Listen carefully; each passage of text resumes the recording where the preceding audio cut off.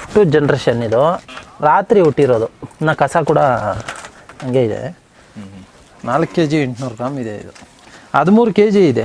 ಇದು ಪ್ಯೂರ್, ಇದು 4300 ಹುಟ್ಟಿದೆ. ಇದು 3 ದಿವಸ ಆಯಿತು. 4300. ಇದಕ್ಕೂ ಈ ಕುರಿಗೂ ಎಷ್ಟು ಡಿಫ್ರೆನ್ಸ್ ಐತೆ. ಇದು ಹುಟ್ಟಿದಾಗಲೇ ಅದು ಹುಟ್ಟಿರೋದು, ನಾಟಿನಲ್ಲಿ ತೆಗ್ದಿರೋದು. ಇದು ಒಂದು 20 kg ಇರಬೇಕಷ್ಟೇ. ಇದು ಒಂದು 5 ತಿಂಗಳಾಯಿತು. ಇದು ಅದೇ ಆವಾಗ ಹುಟ್ಟಿರೋದು. F3 ಇದು 50 kg ಇದೆ. ಅದಕ್ಕೂ ಇದಕ್ಕೂ 30 kg ಡಿಫ್ರೆನ್ಸ್ ಆಯಿತು. ಪ್ಲಾನಿಂಗ್ನಲ್ಲಿ ಇದ್ದೀರಿ.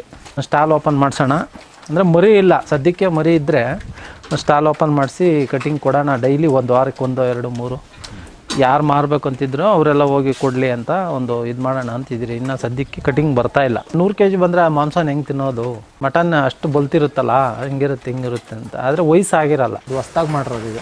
ಇದು ಒಂದು 400 ಕುರಿ ಕನ್ಸೆಪ್ಟ್ ಇಟ್ಕೊಂಡು ಮಾಡಿರೋದು. ಇದು ಇನ್ನೂ ವರ್ಷದ ಮೇಲೆ 2 ತಿಂಗಳು ಫುಲ್ ಪ್ಯೂರಿಟಿ ಇದೆ.